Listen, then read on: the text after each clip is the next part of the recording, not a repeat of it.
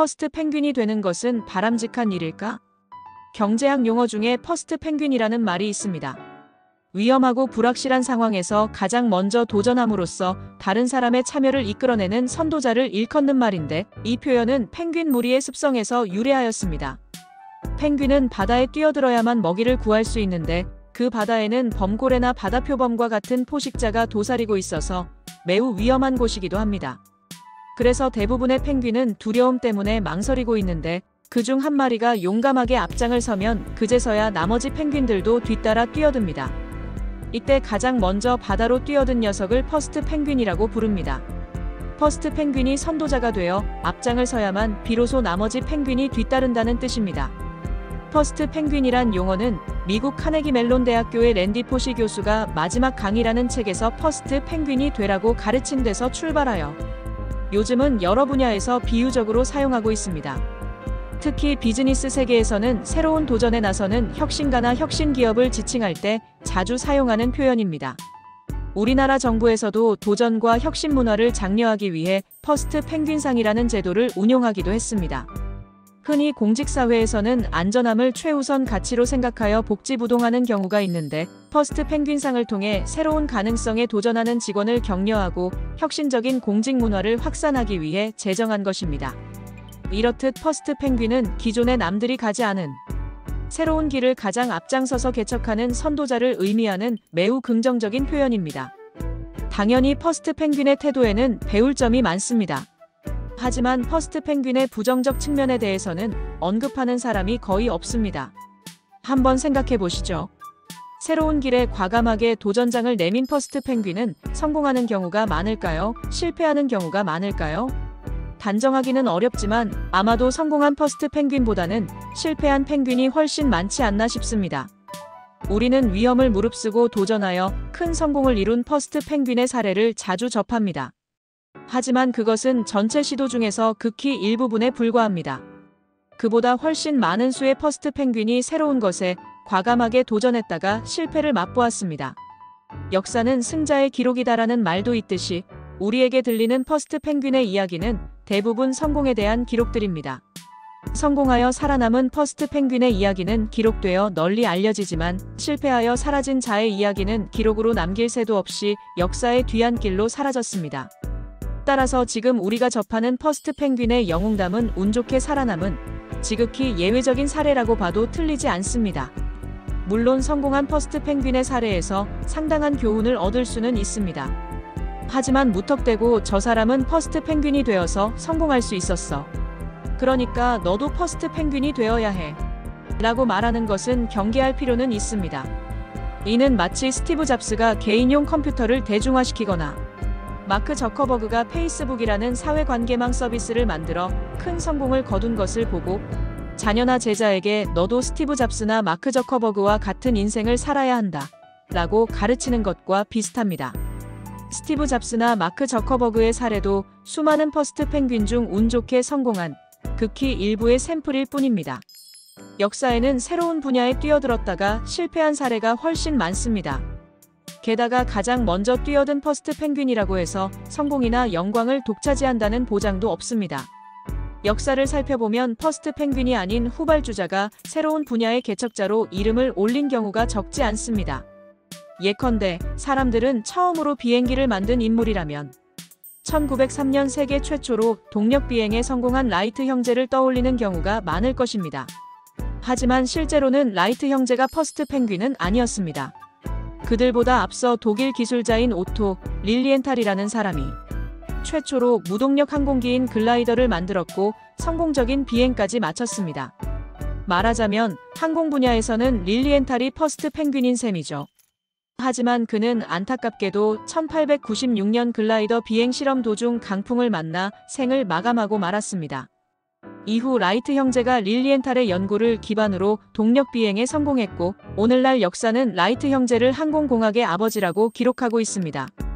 진화론의 아버지라 불리는 찰스 다윈도 퍼스트 펭귄이 아니었습니다. 그보다 먼저 영국의 생물학자인 러셀 월리스가 자연선택 이론을 독자적으로 고안하여 연구를 진행하고 있었는데, 후발주자인 다윈이 먼저 종의 기원이라는 책을 출간함으로써 지금은 진화로 나면 누구나 찰스 다윈을 떠올리는 상황에 이르렀습니다. 퍼스트 펭귄이 힘들게 닦아놓은 길에 후발주자가 뛰어들어 영광을 가로챈 상황입니다. 이런 상황 때문에 죽 써서 개 준다라는 속담이 나왔는지도 모르겠네요. 여하튼 가장 먼저 뛰어든 퍼스트 펭귄이라고 해서 모든 영광을 독차지한다는 보장은 없습니다. 때로는 퍼스트 펭귄이 시도하는 걸 지켜본 후 천천히 뛰어드는 것도 좋은 방법일 수 있습니다. 실패의 위험을 무릅쓰고 불확실성 속으로 과감하게 뛰어드는 퍼스트 펭귄의 행동을 철학적으로 해석하면 실존이라는 단어가 어울립니다. 실존 철학에서 실존이란 영어로는 existence인데 바깥을 향해 열려있다는 의미입니다. 신은 죽었다 라는 니체의 선언 이후로 인간에게는 어디로 가야 할지 정해진 길이 없어졌습니다. 이제 인간은 스스로 어떤 길을 가야 할지를 결정하고 불확실한 미래를 향해 자신을 내던져야 합니다. 이때 불확실한 미래를 향해 자신을 내던지는 상태를 기투라 하고 그렇게 사는 삶을 실존이라 부릅니다. 퍼스트 펭귄의 모습도 실존 철학에서 말하는 실존과 상당히 닮았습니다. 위험과 불확실성 속으로 과감히 자신을 내던지기 때문에 상당한 수준의 실존적 선택이라 할 수 있습니다. 그렇다면 퍼스트 펭귄의 행동을 보고 함께 뒤따르는 추종자 펭귄의 태도는 어떻게 평가할 수 있을까요? 그들의 행동도 실존이라고 볼 수 있을까요? 당연히 아닙니다. 위험을 감수하면서까지 바다로 뛰어든 퍼스트 펭귄의 선택은 실존이라 불러도 좋습니다. 하지만 그 모습을 보고 뒤따라 뛰어든 나머지 펭귄의 행동을 실존이라고 보기는 어렵습니다. 실존이란 자기 자신의 존재 방식을 스스로 선택할 때에만 붙일 수 있는 표현이기 때문입니다. 이렇듯 퍼스트 펭귄의 이야기 속에는 실존적 결단을 내린 선도자와 혼자서는 선택하지 못하고 누군가를 맹목적으로 뒤따르는 추종자의 이야기가 혼재되어 있습니다. 이때 선도자의 실존적 결단이야 칭찬할 만하지만 선도자를 맹목적으로 좇는 추종자의 행동은 그다지 본받을 만한 것이 되지 못합니다. 앞에서 퍼스트 펭귄의 행동을 철학적으로는 실존이라고 표현한 바 있는데 사실 이 논리에도 구분해야 할 포인트가 있긴 합니다. 퍼스트 펭귄의 행동을 실존으로 볼 수 있는지 여부는 그가 어떤 의도로 그렇게 행동했는지에 따라 평가가 달라질 수 있습니다. 실존 철학에서 실존이란 존재자가 자신의 존재 방식을 선택할 때에만 붙이는 표현입니다. 즉 실존이란 자기 인생의 길을 스스로 선택하는 경우에만 해당합니다. 남들에게 보여주기 위함이나 다른 사람의 동참을 촉구하기 위해 선택하는 결단에는 실존이라는 표현이 적당하지 않습니다. 만약 어떤 펭귄이 다른 펭귄의 동참을 촉구하기 위한 목적으로 위험한 바다에 뛰어들었다면 이는 실존이 아니라 선동에 가깝습니다. 자신도 바닷속에 어떤 위험이 도사리고 있는지 모르는 상태에서 다른 펭귄을 위험 속으로 끌어들인 것이기 때문입니다. 자기 혼자 위험을 무릅쓰는 것은 상관할 일이 아니겠지만 다른 사람까지 위험 속으로 끌어들이는 것은 문제가 될 수도 있습니다.